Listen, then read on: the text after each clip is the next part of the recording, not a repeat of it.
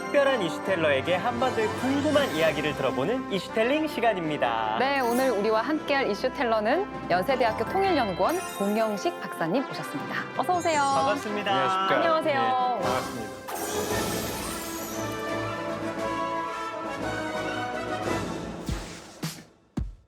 외교계의 조지 클루니가 도대체 누군지 좀 알려주십시오. 성김, 대북 이제 특사로 임명이 되었습니다. 계속적으로 지금 북한 베테랑으로서의 어떤 입지를 잃지 않고 있는 거잖아요. 그럼요. 대단한 분이시죠. 트럼프 행정부가 북한과의 통큰 외교를 할 때 또 필리핀 대사이신데도 소환했던 그 실력을 공화당에서도 민주당에서도 확실히 인정받은 분이죠. 그렇다면 지금 정통한 북핵 전문가로서 인정받고 있는 성김 대북 특별대표의 히스토리를 제대로 파헤칠 두 번째 키워드 알아보도록 하겠습니다. 자, AI 들려줘.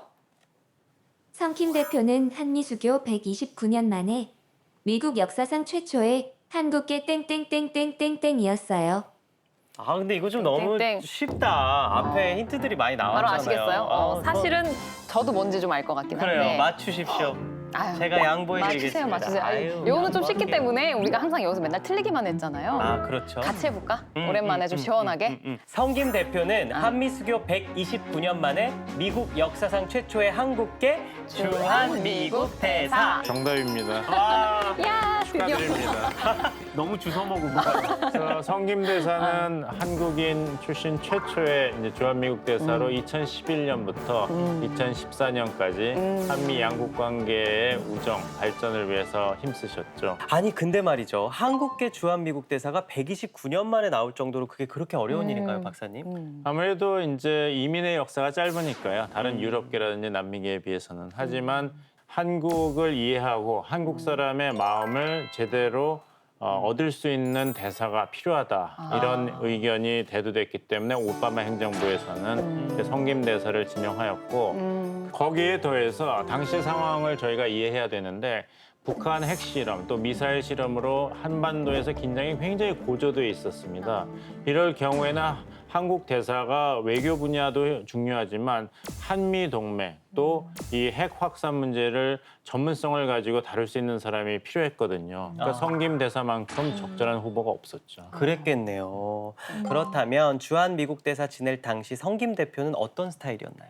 굉장히 그 개방적인 분이셨습니다. 그 잘 아시겠습니다. 블로그를 쓰셨는데요. All About 성김이라고 성김에 성김의 대한 모든 모든 것. 것. 그리고 대사님 질문 있어요. 이런 홈페이지도 대사관 홈에 설치해가지고 한국의 청년들과 격의 없이 소통하시고 제가 제일 인상적으로 생각하는 거는 이 폭탄주를 만들 때는 잘 잡아야 된다. 이 온도가 중요하다. 이런 말씀도 야. 하셨어요. 폭탄주까지. 역시 미국 정부 인사들한테 한국 문화, 특히 음식 문화를 이제 적극적으로 전도하셨어요. 그러게요. 예를 한식 들면 전도사라고. 예, 아. 지금 기후 특사를 하고 있죠. 바이든 행정부에서는. 근데 그 당시 존 케리 국무장관이 한국을 방문했을 때는 이제 통일시장에 모시고 가서 그냥 떡볶이도 아니고 기름 떡볶이. 기름 떡볶이를 를 여름 소개하면서 아. 이거는 한국에 와면 꼭 먹어봐야 된다. 이런 소개를 그럼요. 했다는 일화도 있습니다. 이야, 대단하신데요. 오. 대단하시네요. 얘기를 쭉 들으니까 한국인의 피가 흐르는 만큼 한국 사랑도 깊은 것 같고 맞아요. 성품도 소탈한 것 같은데요. 그렇다면 인간 성김은 외교계에서 어떤 사람으로 평가되고 있나요, 박사님? 한마디로 믿을 수 있는 사람이다. 신뢰가 가는 사람이다. 신뢰가 가는 사람이다. 아. 이거는 아까 말씀드린 대로 공화당만의 평가도 아니고 민주당만의 평가도 아닙니다. 세월이 흐르면서 이렇게 증명이 된 그런 평가라고 말씀드릴 수가 있죠. 그래서 바이든 행정부에서도 지금 현재 인도네시아 대사를 로 재직하고 있지만 워낙 이제 북한 문제가 시급하기 때문에 북한 문제 특별 대표로 임명한 거 아니겠습니까? 네. 그렇군요. 네, 그 때문인지 대북 특별대표가 된 게 이번이 처음이 아닌 거죠? 네, 첫 번째는 이제 2014년, 16년 그때 이제 특별 대표로 일을 하셨고 네. 그 경험을 높이 평가한 바이든 행정부가 북한을 잘 알고 또 북한 쪽에서 신뢰를 해야지 그렇죠. 허심탄회하게 얘기할 거 아닙니까? 문재인 대통령의 임기가 끝나기 전에 한반도 평화 프로세스를 재가동을 해야 되는데 사실 2019년 2월에 하노이에서 북한과 미국 간의 정상회담이 노딜로 끝났지 않습니까? 네. 그 이후로는 한반도에 어떤 평화 프로세스가 가동되지 않고 멈춰 있는 상태예요. 근데 그런 입장을 바이든 행정부가 받아들여서 무엇보다도 시급한 것은 북한과 대화를 시작할 그 소통의 창구를 마련해야 된다. 그래서 대북 정책 특별 대표가 필요하다. 이런 한국 측의 요청을 받아들여서 아주 적임자인 성김 대사를 임명한 것으로 보입니다. 그렇군요. 그렇군요. 사실 뭐 말씀해주신 대로 우리 정부의 설득도 한 몫을 했겠습니다만 결국에 바이든 행정부가 이 자리를 공석으로 놔두지 않은 건 어떤 분명한 이유와 목적이 있어서 그런 거였을 거란 말이에요. 기억하시겠습니다만 그 트럼프 대통령과 김정은 위원장의 첫 번째 정상회담은 싱가포르에서 2018년 여름에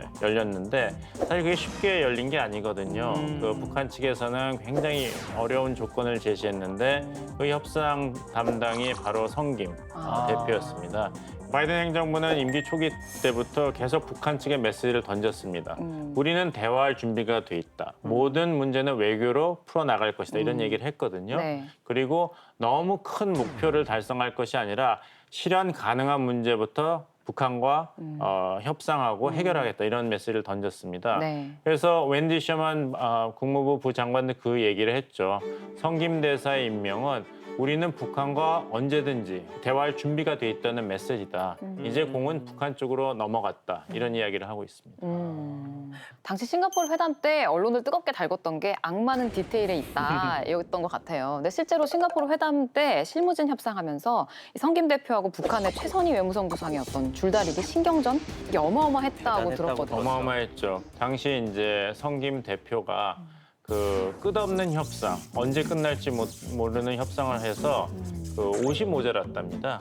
가지고 온 옷이 모자라 가지고 서울에서 옷을 급하게 쇼핑을 하셨다는 일화도 있습니다. 그렇군요. 야. 원하는 결과를 내기 전까지는 떠나지 않겠다. 그런데 이제 워낙 그 북한 비핵화, 그다음에 북한과 미국 사이의 적대 관계 청산은 큰 문제 아닙니까? 네. 그래서 이제 트럼프 대통령이 나중에 가서는 큰 틀 안에서 합의하는 쪽으로 방향을 선회해서 싱가포르 선언을 보면은 4개 문장으로 구성돼 있습니다. 네. 그렇게 자세한 합의문은 아니거든요. 그래서 일단 신뢰를 구축하고 큰 틀을 마련한 다음에 다시 디테일을 합의하자 그랬는데 불행하게도 2019년 그 2월에 하노이 회담에서는 노딜로 끝났죠.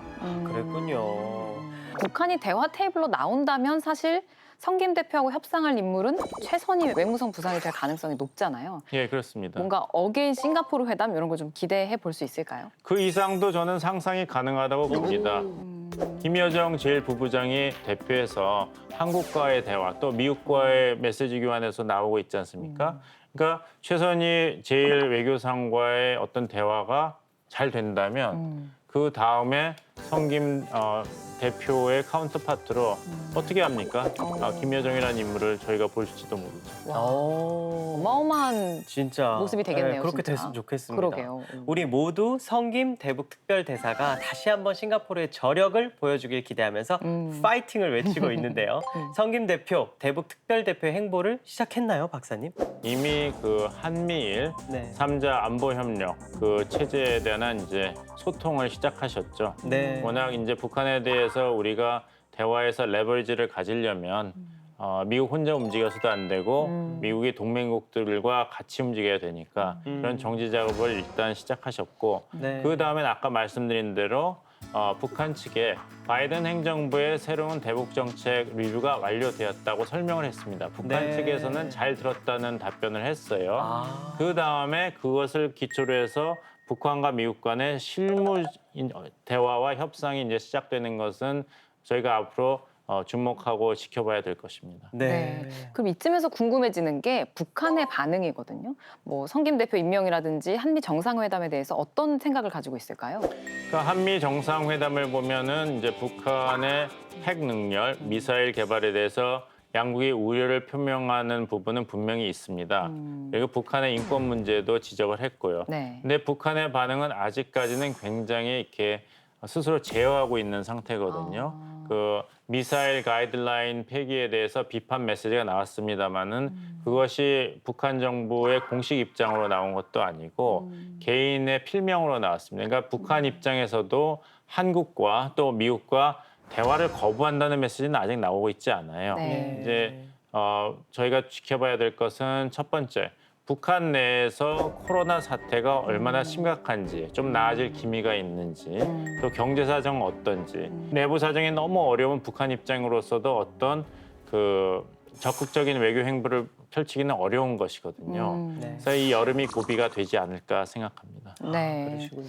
사실 뭐 한반도 평화가 어느 한 사람이 노력한다고 이렇게 딱 이루어지는 게 아니잖아요. 여러 가지 여건들이 좀 갖춰져야 될 텐데 북한을 대화의 무대로 이끌어내기 위해서 현 시점에 우리 정부가 할 수 있는 일은 어떤 게 있을까요? 제일 중요한 거는 무엇보다도 대화와 외교에 대해서 희망을 잃지 않는 것입니다. 네. 우리가 그것을 포기하는 순간 대화와 외교는 소용없다. 따라서 시도도 하지 않게 되거든요. 네. 시도를 하지 않는데 북한 측에서 대화와 외교에 응답을 할 수가 없습니다. 그래서 항상 문을 열어놓고 많이 실망스러운 사인이 보이더라도 어떤 긍정적인 요소가 있는가, 그 불씨를 어떻게 큰 불로 계속 이끌어갈 수 있는가 계속 생각을 해야 되겠죠. 네. 지금 북한과 소통하기 위해서 정말 다양하게 노력을 많이 하고 있잖아요. 네. 평화로 가는 길은 없다. 평화가 곧 길이다라는 말처럼 현재 북한과의 소통에 좀 어려움이 있더라도 우리의 노력 자체가 평화라는 생각을 가지고 우리도 또 성김 대북 특별대표도 너무 조급해하지 않고 좀 한 걸음 한 걸음 평화의 길을 걷다 보면 또 제2의 한반도의 봄을 맞이할 수 있지 않을까요? 암요. 네, 지금까지 저희와 이야기 나눠주신 이슈텔러 연세대학교 통일연구원 봉영식 박사님이었습니다. 고맙습니다. 감사합니다. 딱 웃으실 때가 여자 빛이 여심을 난다. 남자인 나도 자주 이러는데 웃어야겠네. 성김 대표하면 제가 뵌 인연이 있어서 오. 또 성김 대사만 잘생기신 게 아니라 큰 형님도 사실은 되게 제레미 아이언스 같은 이야. 멋진 오, 유명상 다 뭐라 그럴까요? 나온다 외모. 오늘.